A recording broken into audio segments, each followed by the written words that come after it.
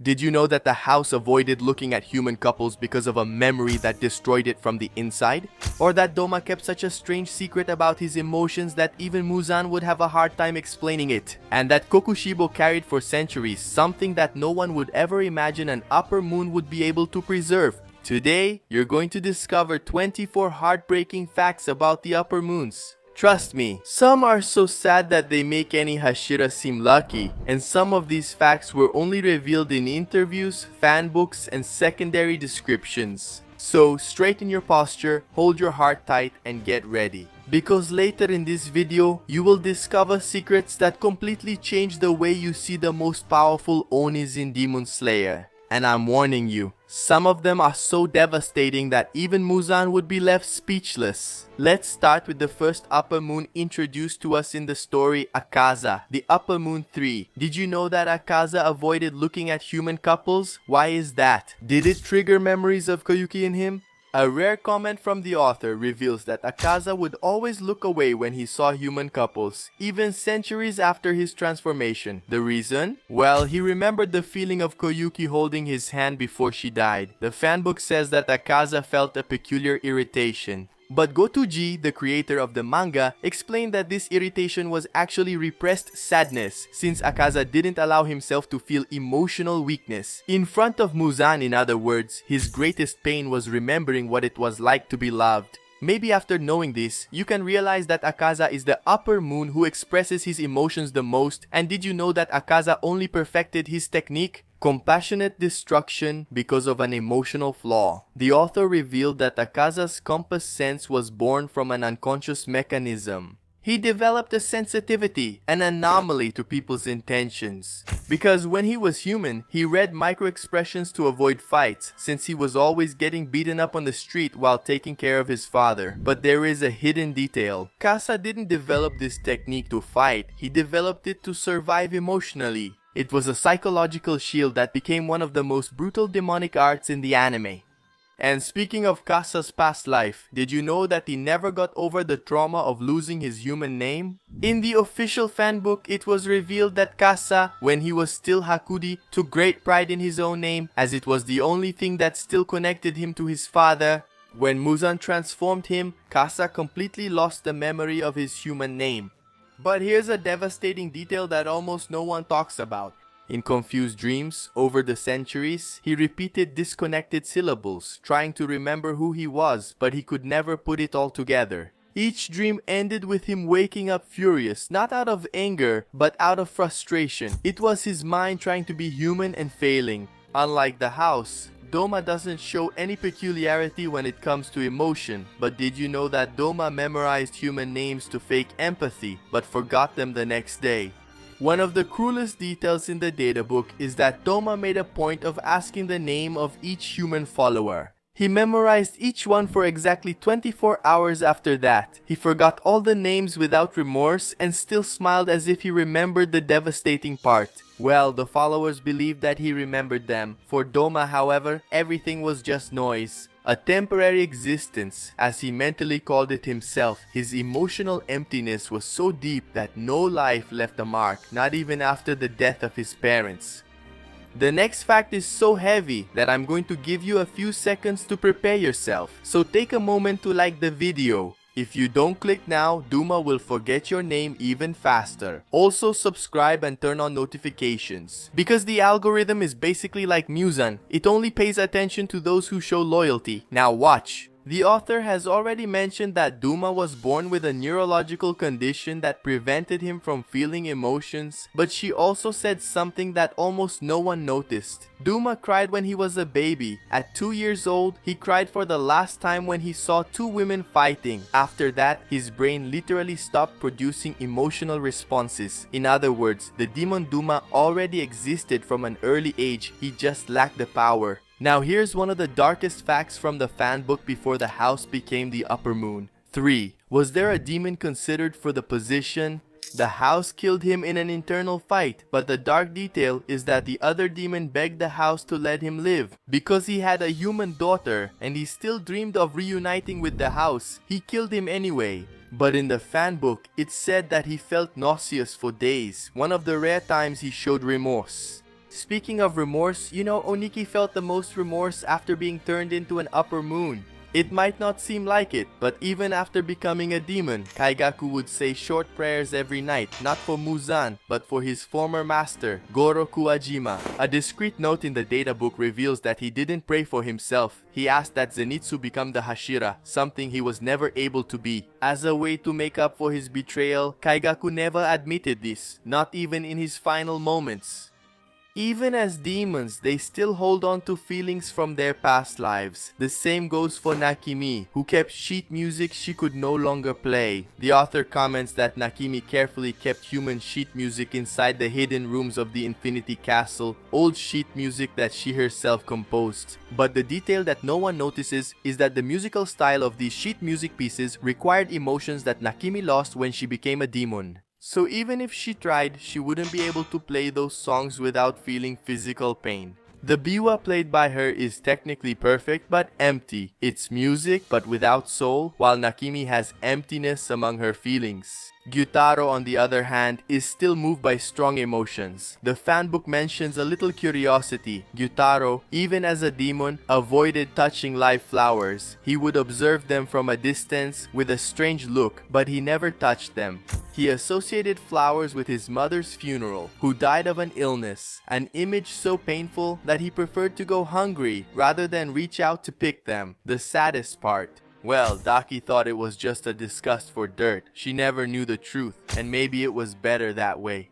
Speaking of Daki, did you know she tried to turn into a human twice without Gyutaro knowing? An almost unknown detail appears in a comment from the author about Daki. At 2 different moments, she refused Muzan's additional blood. Why? Well, because for a few seconds, she believed that if she refused blood for long enough, maybe she could go back to being Ume, the most devastating thing. She didn't tell this to Gyutaro because he would be sad and would try to stop her. Daki wanted to set him free and not transform alone. She wanted both of them to become human again together.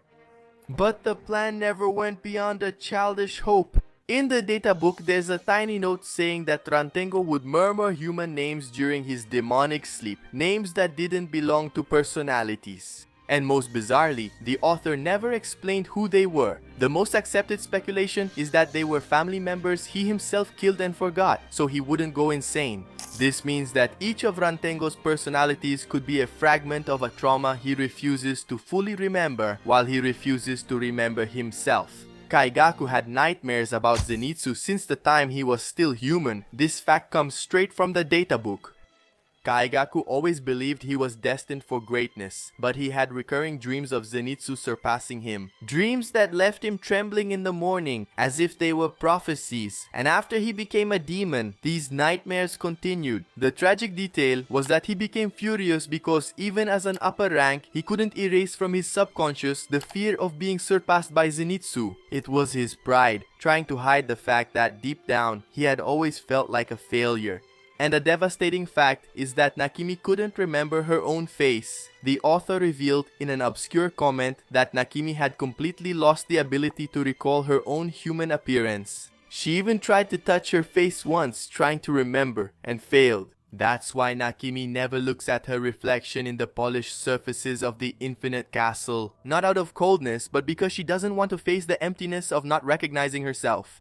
Gyoko cried every time she sculpted a perfectly round piece, so to speak. This is one of the most hidden facts in the fanbook. When he was human, Gyoko used to play alone with round pebbles he found by the riverbank. Because it was the only thing that calmed him after his parents drowned. After turning into a demon, he developed an obsession with round shapes, but on an emotional level, not an aesthetic one. And the fanbook describes that when Gyoko created a perfect sphere, he had an involuntary emotional reaction, which is an elegant way of saying it. He would cry without realizing it, his body remembering something his mind had already forgotten. But something, or rather, someone, that Kokushibo could never forget was his brother. The Upper Moon One kept a lock of his brother's hair for 300 years. According to a note from the author, Kokushibo kept a lock of Yorichi's hair hidden inside the walls of one of Muzan's hideouts. He didn't have the courage to look directly at the locks, and yet he refused to destroy the relic even after becoming a demon. A cruel detail is that the lock of hair was taken before Yorichi grew old. Then Kokushibo kept a part of his brother frozen in time from when they were still young. It was the last physical proof that he once had a family.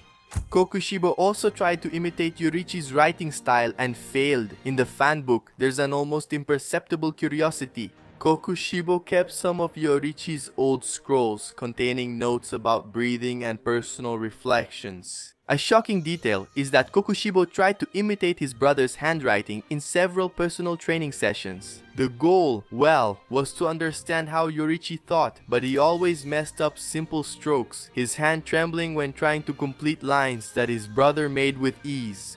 This made him irritated, not out of pride, but because he realized every time that he would never catch up to his brother again, neither as a man nor as a demon.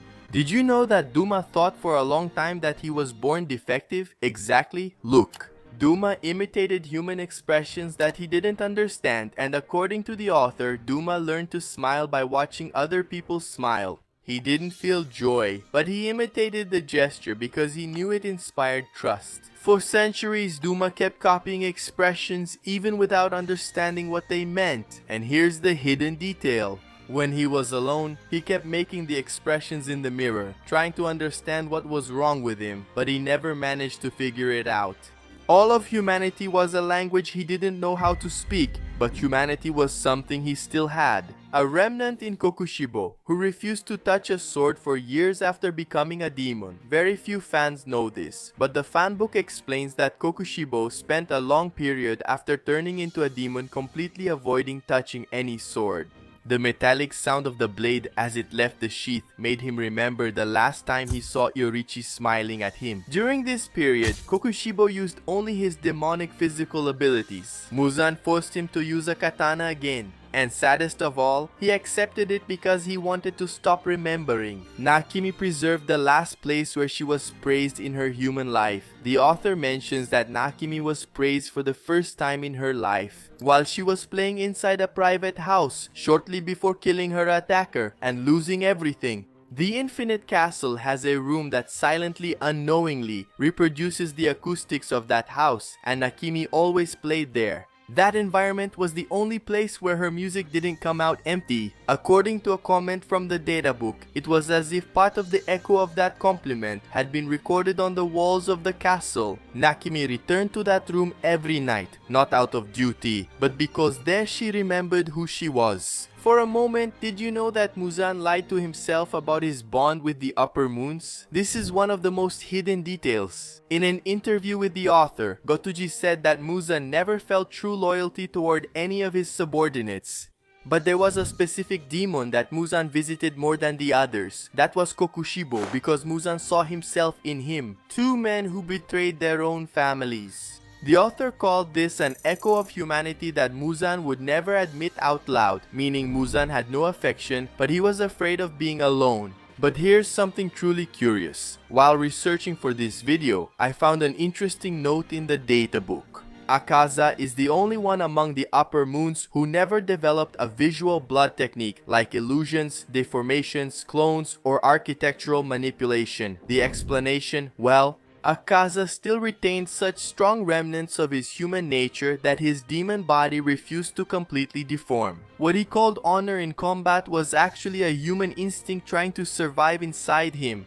The more he held on to that moral code, the less demonic his power became. A hidden comment from the author reveals that Gyutaro had such extremely low self-esteem that even after becoming a demon, he believed Daki would be better off without him. The fanbook describes something shocking. On several occasions, Gyutaro thought about distancing himself from Daki so that she could have a nobler life, even as an Oni. He only didn't do it because he feared she would be punished by Muzan. In other words, he never believed he was worthy of his sister's love. For Gyutaro, Daki was everything, but he was nothing. Gotuji also once commented that Yorichi, even though he was a perfect warrior, cried when he was born, which was interpreted as a bad omen for the future.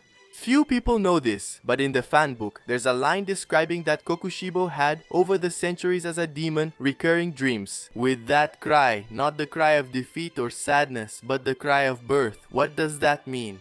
that the first memory Kokushibo has of his own brother is also the last one he could ever forget. His cycle of guilt never ended, neither in his human body nor in his demonic one. And in a rare interview, Gotuji states that all high-ranking demons share a common fear, the idea of being completely forgotten by the human world. The author describes that at the moment of death of each upper moon, they have one last thought, and none of them is fear of the end. It's always some variation of, will anyone still remember me? Kokushibo remembers his brother, the house remembers the bride, Gyutaro remembers his sister, Aki remembers his brother, Nakimi remembers the music, Kagako remembers the master, Douma doesn't remember anyone. And that's exactly what destroys him. And Gotuji ends this explanation with a brutal sentence. Open quotes, even monsters want to be remembered for something they once loved. Close quotes. It's the common tragedy that unites all the upper moons. In the end, each of them dies carrying with them the certainty that the only thing they wanted to preserve, humanity just as it was, is exactly what they lost. I don't know about you, but as I was recording this video, I was really moved by some of these facts. Which one did you find the saddest? Comment down below. And don't forget to watch this video I picked out for you. Just click here and I'll see you there, otaku.